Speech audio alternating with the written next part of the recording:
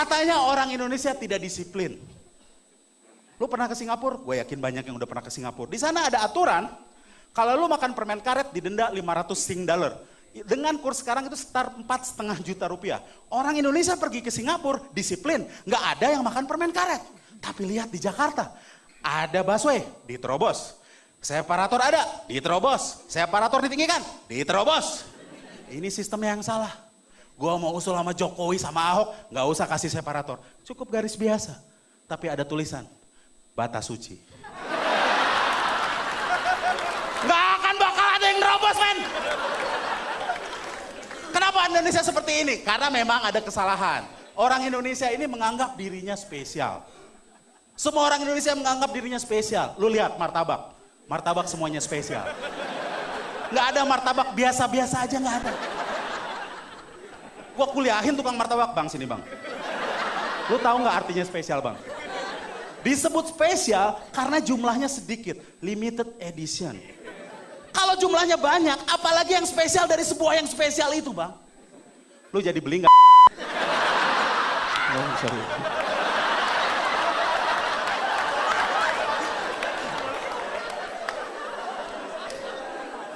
Gue juga merindukan Indonesia yang cerdas. Indonesia yang cerdas secara merata. Kalau tidak merata tuh percuma. Karena orang yang cerdas akan mengeksploitasi orang yang tidak cerdas. Tapi kalau merata tuh asik. Lu bayangkan lu masuk pintu tol, penjaga tolnya tuh cerdas. Iya kan? Cerdas. Kan enak kan lu sering nanya traffic kan sama penjaga tol kalau lu masuk tol. Mbak, kenapa macet? Kemacetan dimulai dari birokrasi kita, Pak. Apakah ada kecelakaan di depan, Mbak? Kecelakaan ada pada sistem perekonomian kita yang berpihak kepada kapitalis, Pak. Keren loh. Kenapa lu jadi penjaga tol? Itu karena sistem pendidikan kita yang bobrok. Tayor. Memang sistem pendidikan kita tuh bobrok, men. Lu tahu bahwa sebenarnya sistem pendidikan kita itu ya mengada-ngada. Anak 3 tahun belajar bahasa Inggris. Anak 3 tahun belum perlu bahasa Inggris kecuali dia tinggal di Inggris. Anak 3 tahun perlu belajar cebok, men. Kecuali ceboknya pakai bahasa Inggris. Mama, wipe my oke, gitu kan.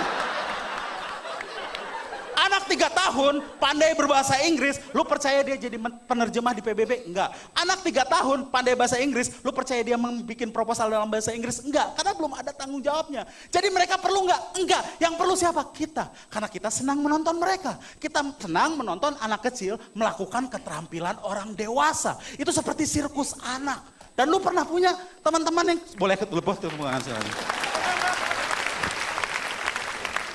Lu pernah punya teman pemain sirkus? Gue punya satu. Sirkus tuh kan bisa salto, bisa jalan cepat, bisa loncat-loncat. Tapi ketika dia di kehidupan nyata, dia jalannya biasa aja, men. Nggak loncat-loncat dia, nggak salto.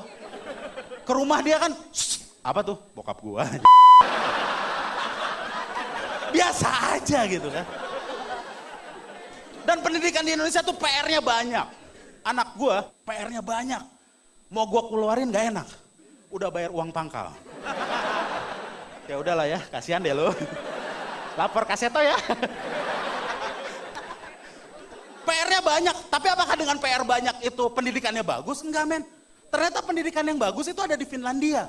Yang 40 tahun sistemnya tidak berubah. Di Indonesia setiap ganti menteri sistemnya berubah. Dan ternyata bukan sistemnya yang berubah, cuman terminologinya yang berubah.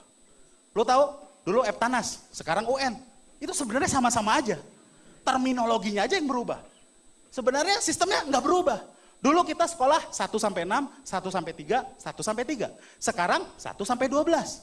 Apakah berubah? Enggak. Terminologinya aja yang berubah. Karena menuju kelas 7 orang harus pindah ke SMP juga. Menuju kelas 9 orang harus pindah ke SMA. Artinya cuma terminologinya yang berubah. Jadi menurut gua mungkin menteri yang dulu tuh hanya bisa ngitung sampai 16. Sekarang bisa 1 sampai 12. Jagoan gua. Hanya mengubah terminologi, men. Dan ternyata pendidikan yang bagus di Finlandia nggak ada PR-nya. Tidak ada PR-nya, tapi lu lihat hasilnya. Ada Nokia, ada pembalap-pembalap, Kimi Räikkönen, Mika Häkkinen, Ari Vatanen, semuanya dari Finlandia. Semuanya dari Finlandia. Kenapa mereka bisa juara F1? Karena nyetirnya fokus, nggak mikirin PR.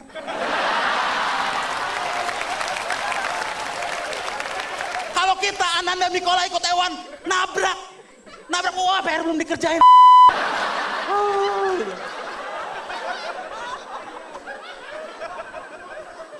UN, ujian nasional. Ini juga bukti ketidakadilan di negara ini. Bayangkan dari Sabang sampai Merauke, Papua yang fasilitasnya seperti itu. Jangankan Papua, di Banten ada daerah namanya Lebak. Orang kalau mau pergi sekolah di situ harus manjat-manjat dulu kayak Indiana Jones. Soalnya sama dengan anak-anak kita yang ada di Jakarta yang sudah melek internet. Tidak adil kan? Jangankan soal ketidakadilan, ternyata penyelenggaraannya juga carut-marut. Pernah soalnya itu terlambat. Kenapa? Karena distribusi soal terpusat. Harusnya kan gak usah terpusat kan. Kalau gue jadi menteri pendidikan mah gampang aja. Gue kirim email semua guru-guru print, fotokopi, selesai kan. Gak mungkin telat. Kenapa tidak dilakukan seperti itu? Karena takut guru-guru di daerah membocorkan soal. Nah ini ada sistem yang pusat tidak percaya kepada guru-guru di daerah, terus gue harus nyekolahin di sistem yang mereka sendiri tidak percaya. Iya kan? Mari kita gugat mereka, pejabat-pejabat. Kenapa nyekolahin anaknya di luar negeri? Ini sistem Bapak yang buat. Ini sistem Bapak yang urus. Kenapa Bapak menyekolahkan anak di luar negeri? Ini sistem Bapak yang urus. Justru karena gue yang ngurus, bro. Gue gak percaya sama diri gue sendiri. Iya kan?